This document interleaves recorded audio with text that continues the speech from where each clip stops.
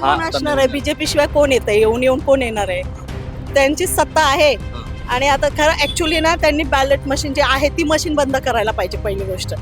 Ballot EVM होतं ना ballot sorry EVM मशीनच बंद करायला पाहिजे. तुम्ही जे पहिले आम्ही पेपरवर थप्पा मारून करत होतो ते ते योग्य आहे. आणि खरं तर भरपूर वर्षापासून चालू आहे की बंद करा पण ते काय बंद करत नाही. आणि मग त्यामुळे कोण येणार बीजेपी शिवाय कोण? एकंदरीत ईव्हीएम वरती गोळ वाटतो. ईव्हीएम घोळच आहे, प्रश्नच नाही, घोळच आहे. कारण ईव्हीएम बंद झालीच पाहिजे आणि ते का करत नाही सरकार बंद तेच आम्हालाही कळत नाहीये. काय प्रॉब्लेम काय त्यांना बंद करायला? कारण त्यांना त्यांच्यावर विश्वास नाही याचा अर्थ असा होतो. कारण जे थप्पा मारून जे स्वतः आपल्याला ज्यांना वोट करायचे ते पब्लिक करते आणि त्यांना वाटतं की आम्हाला काही कारणास्तव मला माहिती नाही का पण त्यांना ते मिळणार नाही. त्याच्यामुळे ईव्हीएम मशीन शाळेत अर्थात मला वाटतं ते बंद करत नाहीये. पण त्यांनी करायला पाहिजे हे तर मी ठामपणे सांगते, बंदच केली पाहिजे.